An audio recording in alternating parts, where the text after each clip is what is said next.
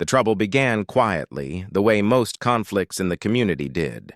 A notice appeared on the board near the entrance, reminding residents about parking rules and shared space usage. At first, no one paid much attention.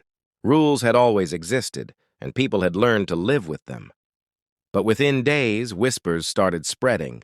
Some residents were being fined, while others were clearly being ignored. Mrs. Khalid was the first to speak openly.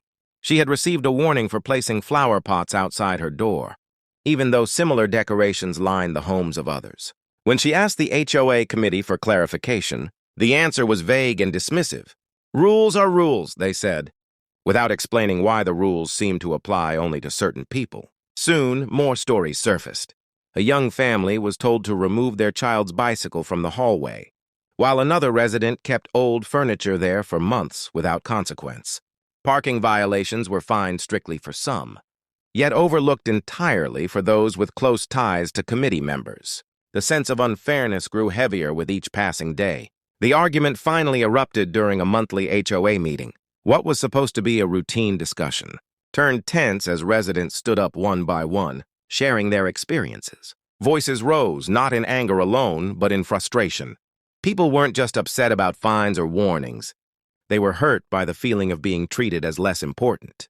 The committee struggled to maintain control. Some members insisted they were enforcing rules as best as possible, while others avoided eye contact. One resident boldly pointed out that selective enforcement was worse than having no rules at all. If fairness didn't exist, then trust couldn't survive. The room fell silent when an elderly resident spoke softly about dignity. She reminded everyone that the community was built on mutual respect, not power. Her words shifted the mood.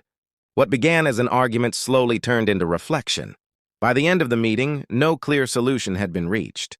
But something important had changed. The unequal enforcement of rules had been exposed, and it could no longer be ignored. Residents left with mixed emotions: anger, relief, and cautious hope. The argument had erupted, yes, but it also revealed a deeper truth. Rules alone do not hold a community together. Fairness does. Without it, even the strongest walls begin to crack.